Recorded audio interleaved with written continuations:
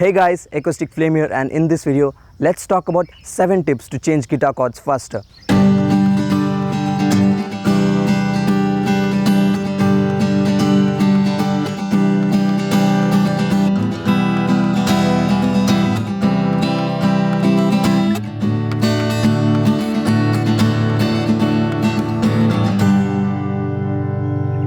Now when you are a beginner, you face problems switching between guitar chords. It's not that easy to make the chord transition sound any good.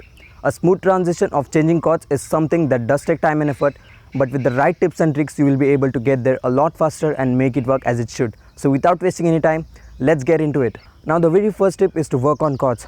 Before you start changing chords, first focus on perfecting your chord and chord movement. Work on each chord separately and then visualize the shape of the chord.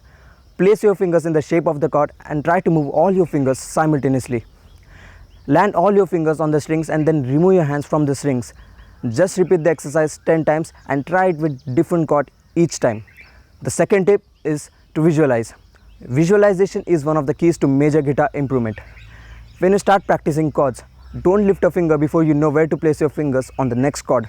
Have a clear picture in your mind of where every finger is on the next chord. The third tip is to go slow. Practice each chord change slowly.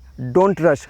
Just go slow so that you will be able to observe your fingers and see where you are going and how you are moving to the next chord. Always learn from what you see. The fourth tip is to make use of pivot fingers. When you want to switch between two chords, there is often one finger that both chords have in common. This finger can be left on the same string and fret. It doesn't need to leave the string when you are moving to the next chord. This is what we call the pivot finger. It will give you the support while you move your other fingers around it and into the right position of the next chord. For example, if you go from C major to A minor, you can see there are two fingers that won't have to leave the strings. You only have to move your ring finger. The fifth and the most important tip is try not to lift your fingers. Keep your fingers movement at a minimum. Keep your fingers as close to the strings as possible when you are changing chords.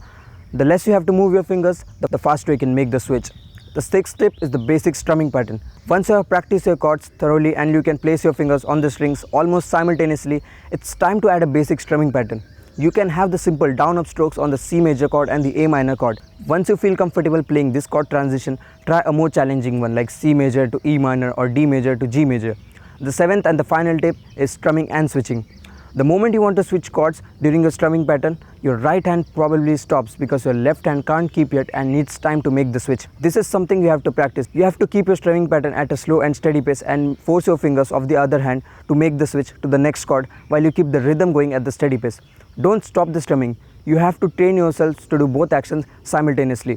Try to play it slow so you have time to think about what you are doing next. If you are going too fast, you can't make it work. Speed comes later. Just be patient. It takes time to get this under your fingers, but you will get there definitely.